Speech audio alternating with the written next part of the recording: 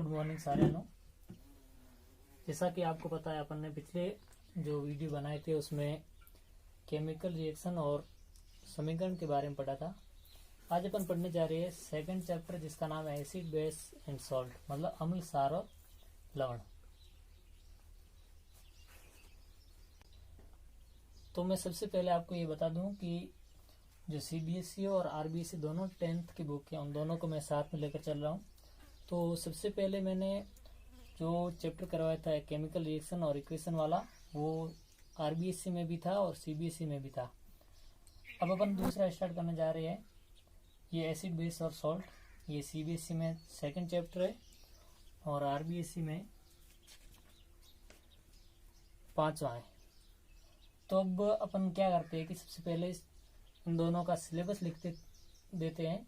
तो उसमें से देखेंगे कौन कौन से कॉमन टॉपिक है, पहले उनको पढ़ाया जाएगा। उसके बाद जो भी जैसे सीबीएसई में तो वो सीबीएसई वालों को पढ़ाएंगे और आरबीएसई में वो आरबीएसई वालों को पढ़ाएंगे। जैसा कि आप देख सकते हैं ये सीबीएसई का सिलेबस है और ये है आरबीएसई का। अब आप देखिए कि इन दोनों में कॉमन कौन कौन से पॉइंट है। इसमें देखिए आरबीएसई में अपन पहले देखते हैं कि इस परिभाषाएं, मतलब अम्ल सार और लवण की परिभाषाएं किसने क्या क्या दी वो है इसमें। फिर आपने सामान्य गुण है उपयोग, मतलब उसके क्या गुण है और उसका किसमें उपयोग किया जाता है, मतलब एसिड और बेस का। यहाँ पे भी आपको केमिकल प्रॉपर्टीज के बारे में देखना है, मतलब उसके रासायनिक गुण के बारे में। तो ये पॉइंट सेम है। अब इसका सीबीएसई का दूसरा पॉइंट है कि what do all acids and all base have in common. क्या मतलब एसिड और बेस के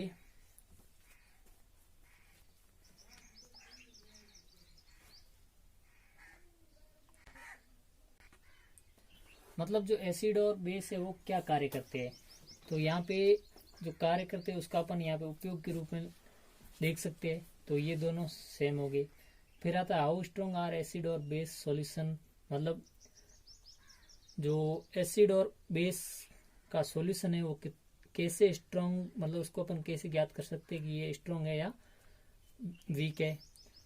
फिर आता है importance of pH in every day life, मतलब दैनिक जीवन में पीएच का उपयोग क्या क्या है। तो यहाँ पे भी पीएच स्केल के बारे में दिया गया है। फिर दैनिक जीवन में पीएच का महत्व या उपयोग वो भी यहाँ पे आपको देख सकते हैं। फिर आपको सॉल्ट के बारे में पढ़ना है। तो यहाँ पे देखिए मोर अबाउट सॉल्ट्स। तो यहाँ पे जो कॉमन सॉल्ट्स है उनका अपन उपयोग करते हैं वो कौन कौन से है। जो रॉ मटेरियल है, कच्चा माल, केमिकल्स, दूसरा है सोडियम हाइड्रोक्साइड, फिर bleaching powder, baking soda, washing soda, और एक और है प्लास्टर ऑफ पेरिस। यहाँ पे आप देखिए कि इसमें अपन को कौन कौन से पढ़ने हैं। सोडियम क्लोराइड है, सोडियम हाइड्रोक्साइड है, विरंजक चूर्ण, baking soda, Dhawan soda, plaster of Paris, साबुन और अपमार्जक। तो कुल मिला के देखा जाए तो लगभग दोनों सेम है। सिर्फ अपन को आरबीएसई में ये इसकी परिभाषाएं, एसिड बेस और सॉल्ट की परिभाषाएं देखनी है। और एक और है साबुन है अपमार्जक, जो कि सीबीएसई में नहीं है लेकिन आरबीएसई में दिया हुआ है। तो अपन को यहाँ पे आरबीएसई में साबुन अपमार्जक पढ़ना है। स्टार्ट करने जा रहे हैं एसिड बेस एंड साल्ट, या फिर अम्ल सार और लवण। अम्ल सार और लवण होते क्या है। तो अपन को सबसे पहले एसिड के बारे में पढ़ना है, फिर बेस के बारे में, फिर अपन पढ़ेंगे सॉल्ट के बारे में। तो एसिड क्या होते हैं। एसिड वो होते हैं जो कि स्वाद में खट्टे होते हैं, या अपन उसको इंग्लिश में सोर बोल सकते हैं, तो उसे अपन एसिड कहते हैं। बेस होते हैं वो स्वाद में कड़वे होते हैं।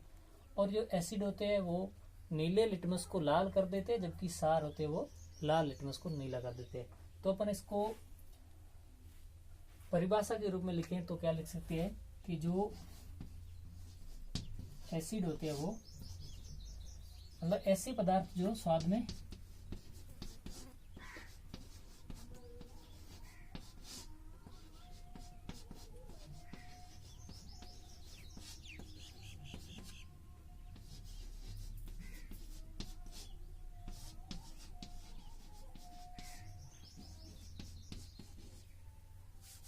होते हैं, और जो लिटमस नीला लिटमस पत्र होता है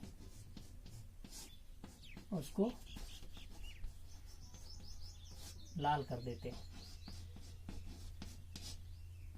तो उसे अपन एसिड कहते हैं। दोज सब्सटेंसेज विच आर सोर इन टेस्ट। मतलब इसके अपन जैसे सीबीएसई वालों के लिए डेफिनेशन लिखनी जाए तो लिख सकते हैं कि those substances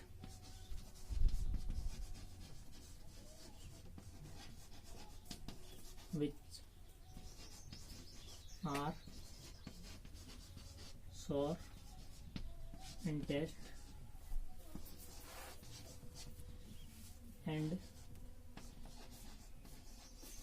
they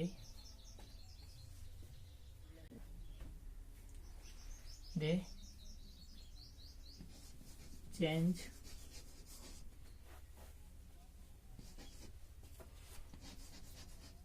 blue litmus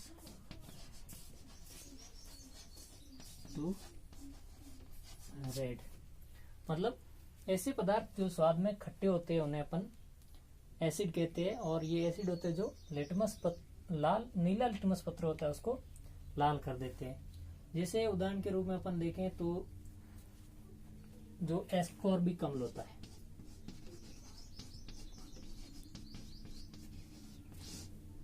ascorbic अम्ल, या फिर चींटी के द्वारा जो फॉर्मिक अम्ल का स्त्रावण किया जाता है तो वो इस अम्ल की कैटेगरी में आते हैं। और जो एसिड है ये शब्द कहाँ से लिया गया है?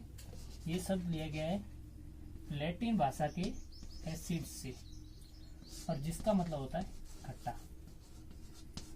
तो यहाँ पे आपको सबसे पहले एसिड नाम से ही, अम्ल नाम से ही ये पता चल गया होगा कि ये स्वाद में कैसे होते हैं, खट्टे होते हैं। अब अपन यदि अम्ल के एग्जाम्पल्स के बारे में या फिर उदाहरण के बारे में बात करें तो सबसे पहले आपको एक उदाहरण मैं देता हूँ। मतलब आपके बुक में दिया हुआ है, जैसे जो सिरके में उपस्थित है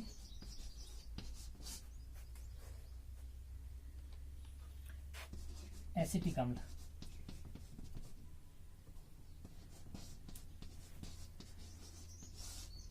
या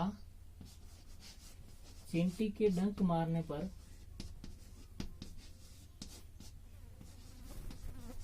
फॉर्मिक अम्ल का स्त्रावण होता है,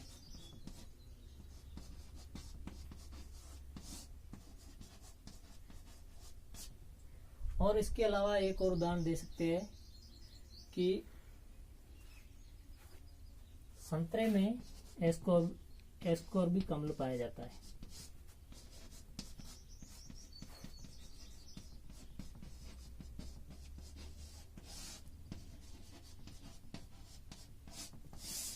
मतलब यदि आपको अम्ल के उदाहरण का पूछे तो आप ये 3 उदाहरण लिख सकते हैं। कौन कौन से? एक एसिटिक अम्ल, दूसरा फॉर्मिक अम्ल, तीसरा एस्कॉर्बिक अम्ल। अब अपन पढ़ेंगे बेस के बारे में या क्षार के बारे में। तो क्षार है वो स्वाद में कैसे होते हैं? कड़वे होते हैं, यानी कि बिटर। तो अपन इसकी डेफिनेशन लिख सकते हैं कि ऐसे पदार्थ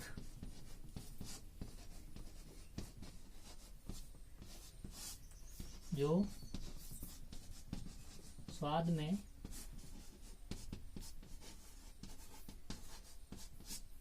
कड़वे होते हैं,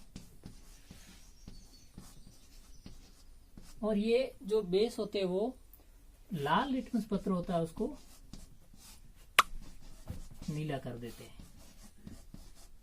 लाल लिटमस को नीला कर देते हैं।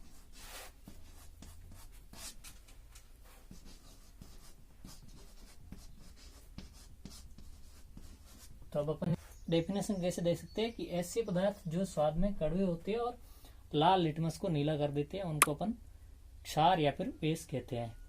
अब इसकी जैसे डेफिनेशन लिखना चाहे इंग्लिश वाले क्या लिख सकते हैं कि दोज सब्सटेंसेज विच टेस्ट, मतलब those substance which are bitter in taste, they are called as base these substances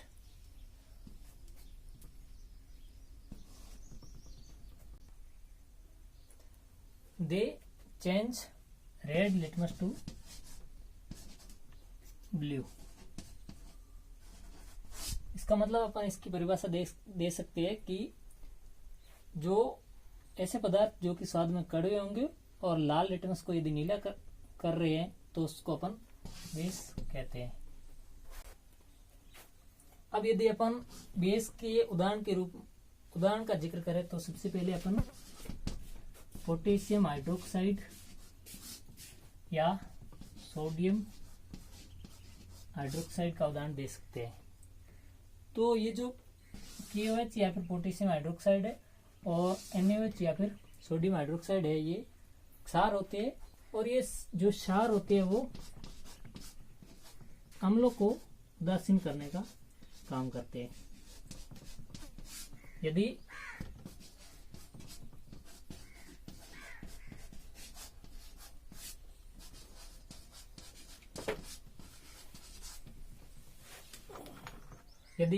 acid की क्रिया यदि अपन क्षार से करवाएं या बेस से करवाएं तो वो क्रिया उदासीनीकरण क्रिया कहलाती है। उसमें अपन को लवण और साथ में जल प्राप्त होता है।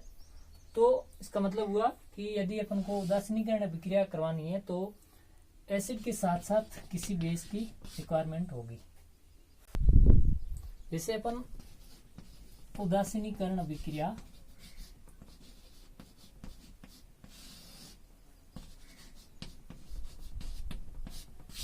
के बारे में पढ़े तो जैसे कोई अम्ल है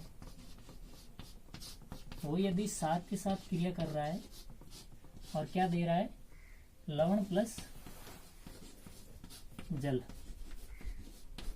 तो ऐसी अभिक्रिया को अपन क्या कहते हैं, उदासीनीकरण अभिक्रिया। इसका एग्जांपल अपन देख सकते हैं। जैसे अपन ने एसिड, जैसे कोई एसिड है HCl है, ठीक है, माना कि हाइड्रोक्लोरिक अम्ल को अपन ने यहाँ पे अम्ल के रूप में प्रयोग किया है और होता भी अम्ल है, प्लस क्षार के रूप में अपन किसका यूज कर रहे हैं, सोडियम हाइड्रोक्साइड या फिर NaOH।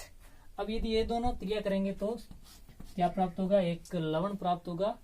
इससे जो Na और Cl है वो क्रिया करके NaCl यानी कि लवण का निर्माण करेंगे, सॉल्ट, और इसके साथ अपन को वाटर प्राप्त होगा H2O। तो ये क्रिया है वो उदासीनीकरण अभिक्रिया या फिर न्यूट्रलाइजेशन रिएक्शन कहलाती है।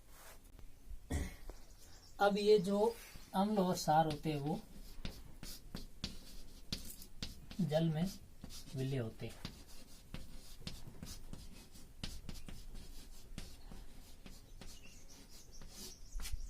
अब अपन इनको जल में विलयता के आधार पर दो प्रकार से अपन इसको विभाजित कर सकते हैं, तनु और सांद्र। तनु यानी कि डाइल्यूट और सांद्र मतलब कॉन्सेंट्रेट, ठीक है। यदि कोई अम्ल या क्षार, इन दोनों में से यदि वो उनमें जल की मात्रा ज्यादा मिला दी जाए तो वो अम्ल या क्षार क्या कहलाएगा, तनु अम्ल या फिर तनु क्षार, मतलब डाइल्यूट एसिड या डाइल्यूट बेस। और यदि जल की तुलना में अम्ल या क्षार की मात्रा अधिक हो तो उसे अपन सांद्र विलयन कह सकते हैं या फिर सांद्र अम्ल या सांद्र क्षार कह सकते हैं।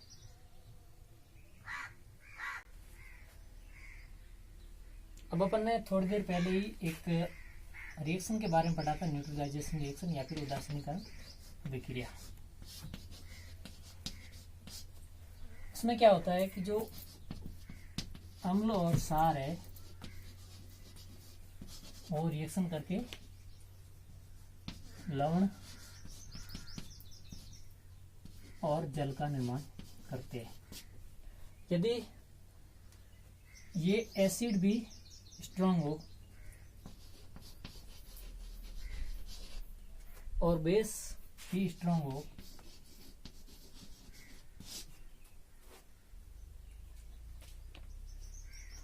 इन दोनों की रिएक्शन से जो बनने वाला सॉल्ट होगा वो उदासीन होगा। कैसा होगा?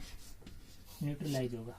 दोनों में से कोई एक स्ट्रांग हो और कोई एक वीक हो। मतलब जैसे यहाँ पे एसिड है वो स्ट्रांग हो गया, मतलब प्रबल,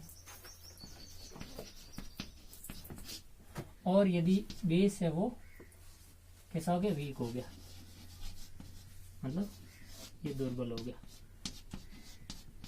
तो ऐसी अभिक्रिया के दौरान जो बनने वाला लवण है उसे अपन अम्लीय लवण कहेंगे। क्यों कहेंगे? क्योंकि यहाँ आप देख सकते हैं कि जो अम्ल है, एसिड है, वो कैसा है?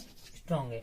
तो यहाँ पे जो बेस है वो वीक है, दुर्बल है, इसलिए जो सॉल्ट बनेगा वो कैसा बनेगा?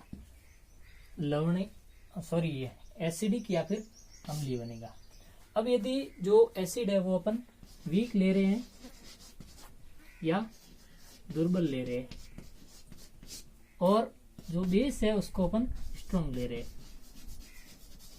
यानी कि इसको ले रहे हैं प्रबल, तो इन दोनों की क्रिया से जो बनने वाला सॉल्ट होगा वो कैसा होगा?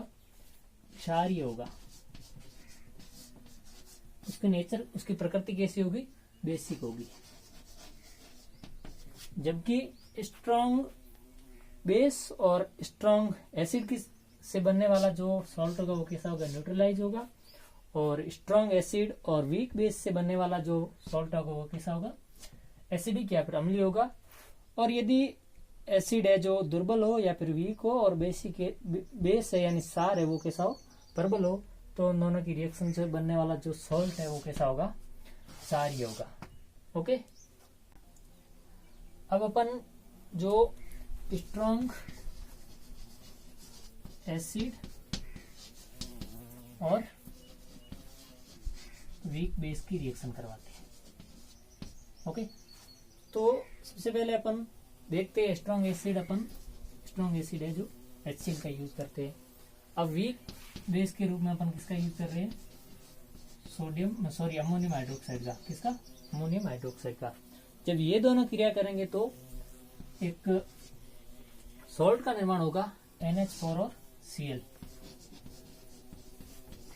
इसके साथ ही वाटर भी प्राप्त होगा। तो यहाँ पे आप देख सकते हैं कि जो HCl था वो स्ट्रांग था, तो स्ट्रांग एसिड और वीक बेस से बनने वाला जो सॉल्ट होगा वो कैसा होगा? एसिडिक सॉल्ट, यानी कि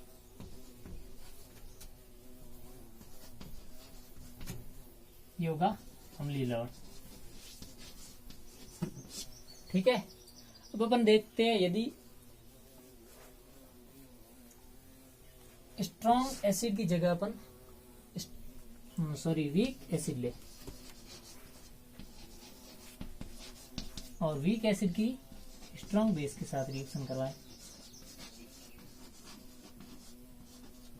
तो इन दोनों की रिएक्शन से आप होने वाला जो प्राप्त होने वाला सॉल्ट है वो कैसा होगा? बेसिक होगा, यानी कि कैसा होगा? क्षारीय होगा। अब अपन इसकी रिएक्शन देखें। यदि वीक एसिड जैसे एसिटिक एसिड का एग्जांपल लिया अपन, CH3COOH, ये हो एसिटिक एसिड है, वीक के मतलब दुर्बल अम्ल है। ओके, अब यदि इसकी अपन रिएक्शन करवा रहे स्ट्रांग बेस के रूप में अपन सोडियम हाइड्रोक्साइड ले सकते हैं, मतलब ये होगा प्रबल क्षार।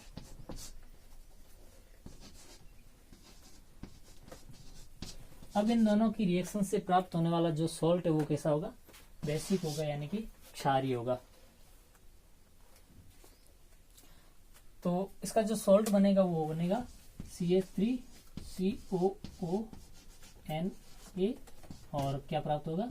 जल। तो यहाँ पे आप देख सकते हैं कि जो अपन एसिड लिया था वो कैसा लिया था? दुर्बल लिया था, यानी कि वीक लिया था। और जो क्षार लिया था, बेस लिया था, वो लिया था अपन प्रबल या फिर अपन स्ट्रांग कह सकते हैं। तो जब वीक एसिड और स्ट्रांग बेस की रिएक्शन होती है जो, तो अपन को प्राप्त होने वाला जो सॉल्ट है वो कैसा होगा? बेसिक नेचर का होगा, यानी कि ये होगा, अपन इसको क्षारीय लवण कहेंगे।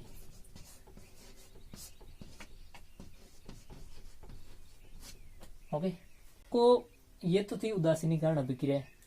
तो जो उदासीनीकरण अभिक्रिया होती है वो अभिक्रिया होती है ऊष्माक्षेपी।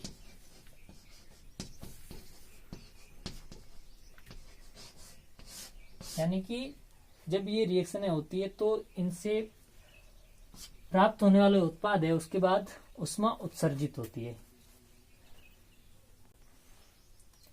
अब जो उदासीनीकरण अभिक्रिया से प्राप्त होने वाले जो सॉल्ट है या फिर लवण है, इसकी प्रकृति क्या होती है वो अपन ने देख ली। जैसे या तो क्षारीय होगा या अम्लीय होगा या फिर उदासीन होगा। अब जो सॉल्ट होते हैं उनका जो गलनांक और क्वथनांक होता है,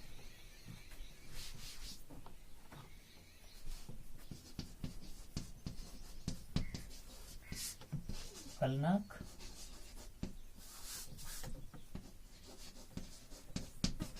क्वथनांक होता है वो हाई होता है, मतलब उच्च होता है। इनका बॉइलिंग पॉइंट और इनका जो सॉल्ट्स का है बॉइलिंग पॉइंट और मेल्टिंग पॉइंट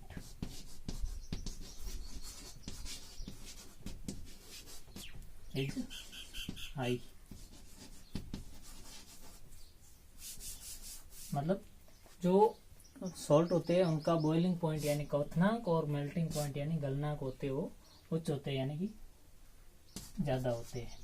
अब ये जो सॉल्ट होते हैं वो या फिर लवण होते हैं वो क्रिस्टल के रूप में पाए जाते हैं। किसके रूप में? क्रिस्टल के रूप में। अब कभी कभी आपने देखा होगा कि कुछ ऐसे उदाहरण भी होते हैं जिनमें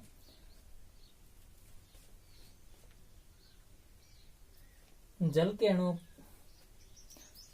अणुओं की कुछ निश्चित मात्रा लिखी होती है, ठीक है। जैसे अपन देखें सोडियम कार्बोनेट, उसके साथ यदि अपन जल के 10 अणु जोड़ दें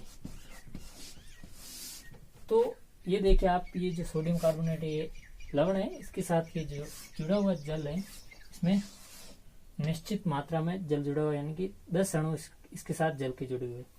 तो इस प्रकार का जो उदाहरण होता है इसको अपन क्रिस्टलाइन जल कहते हैं।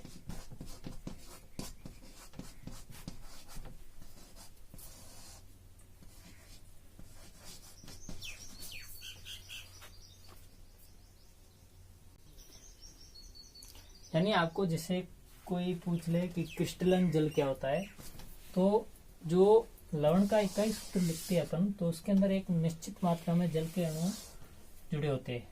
तो उन जल के अणुओं की निश्चित मात्रा के साथ जो लवण का इकाई सूत्र या फिर फॉर्मूला लिखा जाता है उसको अपन क्रिस्टलाइन वाटर या फिर क्रिस्टलाइन जल कहते हैं। अब अपन ये तो था बेसिक